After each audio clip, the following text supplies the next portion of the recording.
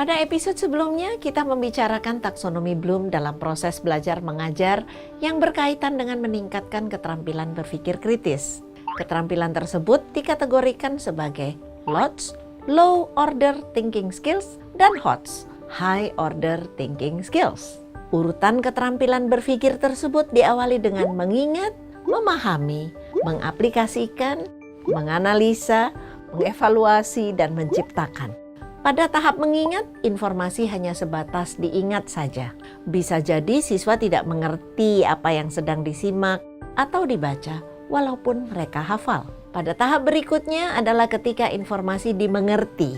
Pada tahap ini, siswa belum sampai pada mengelola informasi, tetapi sudah paham. Selanjutnya, siswa diajak mengaplikasikan informasi atau data yang diterimanya. Jika pemahamannya tepat, mereka akan mampu menerapkan dengan tepat. Ketiga keterampilan itu disebut LOTS atau Low Order Thinking Skills. Pada level analisa, siswa sudah harus mempelajari dengan cermat informasi atau data yang disimak dan dibaca. Tahap menganalisa ini mengharuskan siswa untuk mengelola data atau informasi secara lebih mendalam. Tahap ini juga mengisyaratkan guru untuk perlu memiliki keterampilan menanya agar siswa terlatih mempertanyakan data atau informasi yang dimiliki, melatih mereka menemukan berbagai opsi. Pada tahap ini, mereka memerlukan informasi dan data yang lebih rinci dan mendalam agar mampu melatih mereka berpikir pada tahap berikutnya, yaitu mengevaluasi. Dengan proses yang runut, sebagaimana digambarkan sebelumnya, siswa akan mampu menghasilkan informasi atau data konkret sebagai hasil analisanya. Pada tahap berkreasi atau menghasilkan data baru atau informasi baru, siswa memiliki cukup bekal ketika telah terbiasa berpikir kritis dan runut. Ketiga keterampilan tersebut dikategorikan sebagai HOTS, High Order Thinking Skills. Pertanyaan berikutnya adalah, bagaimana Bapak dan Ibu guru mengelola proses pembelajarannya di dalam kelas? Apakah prinsip-prinsip berpikir tadi pernah dicoba? Kita sering menemukan pendidikan yang menghabiskan lebih banyak waktu untuk menjelaskan. Satu yang menjadi penyebab adalah materi yang jumlahnya banyak, sehingga guru merasa berkewajiban menyelesaikan materi tersebut. Di samping itu, target evaluasi siswa adalah pada angka yang diambil dari hasil ulangan atau tes tertulis dengan basis materi. Dalam hal ini, penyelesaian bahan ajar lebih mendominasi proses belajar mengajar dibanding dengan proses untuk melatih berpikir kritis. Melatih berpikir kritis berkaitan dengan tercapainya tujuan utama pendidikan, yaitu memampukan seseorang untuk menghadapi kehidupan setelah selesai sekolah. Kalau kita lihat apa yang disampaikan Carl Rogers dalam kutipan berikut, tugas seorang guru bukan semata mengajar, apalagi terpaku pada materi, melainkan adalah menjadikan siswa bertanggung jawab akan belajarnya. Dengan terbiasa berlatih berpikir kritis melalui proses pembelajaran yang menerapkan pola berpikir LOTS dan HOTS, siswa menjadi terbiasa untuk menghadapi apa saja dalam kehidupannya secara kritis dan tidak mudah melakukan hal-hal yang tidak menguntungkan pengembangan dirinya maupun dirinya sendiri. Misalnya anak yang sudah terbiasa terlatih berpikir kritis, ketika mendapatkan sesuatu yang bukan miliknya, maka ia tidak akan serta-merta mengambilnya karena dia mempertanyakan, benda itu milik siapa? Apakah kalau diambil ada resiko atau tidak? Berbahaya atau tidak?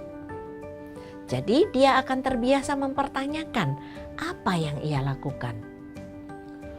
Contoh kedua misalnya, ketika seorang anak mendapatkan informasi dan dia tahu informasi itu tidak memiliki identitas jelas siapa pengirimnya, atau berita itu tidak sesuai dengan dirinya, maka dia tidak akan serta-merta dengan mudah menyebarkannya.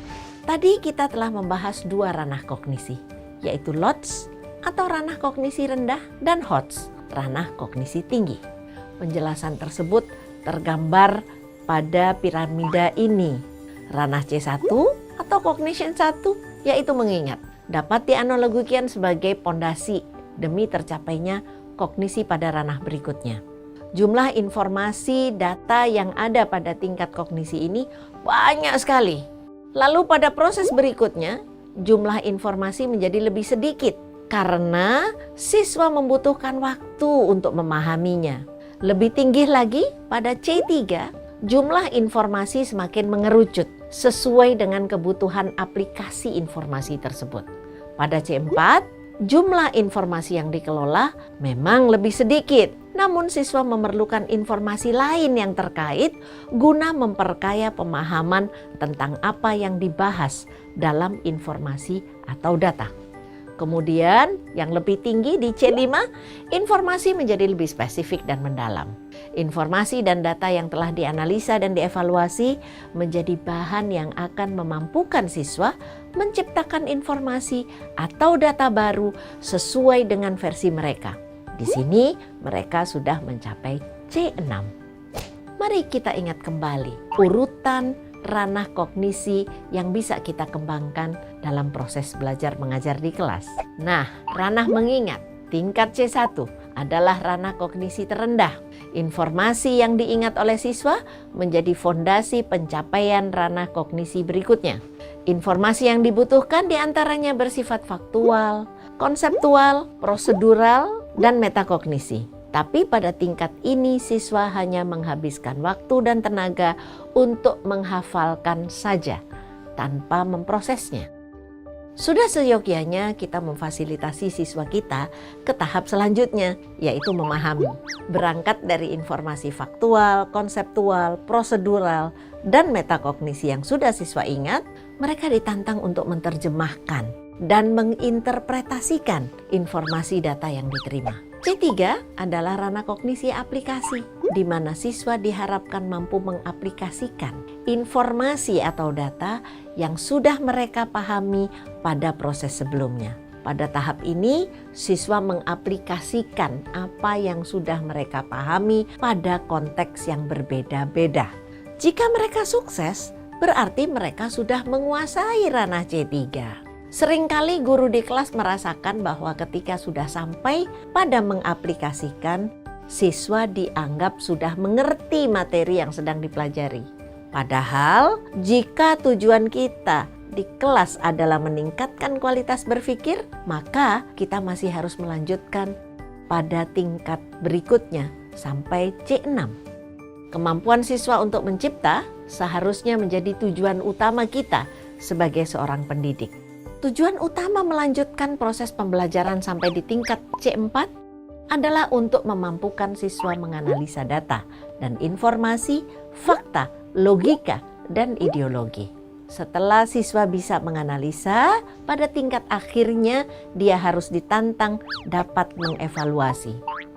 Siswa harus kita tantang untuk memberikan penilaian atas informasi atau data yang ada berdasarkan kriteria pribadi mereka yang sudah dilakukan pada level sebelumnya. Nah, di sini mereka dilatih untuk melakukan tingkat berpikir evaluasi. Selanjutnya, siswa diharapkan menghasilkan informasi atau data baru, teori, produk, dan sebagainya sebagai hasil dari apa yang telah dilakukan pada 5 tingkatan kognisi sebelumnya. Kemampuan siswa mencipta seharusnya menjadi tujuan kita sebagai pendidik. Video ini memberikan gambaran mengenai LOTS, Low Order Thinking Skills, dan HOTS, High Order Thinking Skills, yang tidak bisa dipisahkan satu sama lain. Untuk sampai pada kemampuan HOTS atau kemampuan berpikir kritis, perlu dimulai dari LOTS atau kemampuan berpikir tingkat rendah. Yang perlu menjadi perhatian adalah proses membelajarkan siswa tidak berhenti pada aplikasi. Bapak Ibu guru, saya yakin Bapak Ibu sudah menunggu bagian yang pastinya akan lebih rinci pada video berikutnya.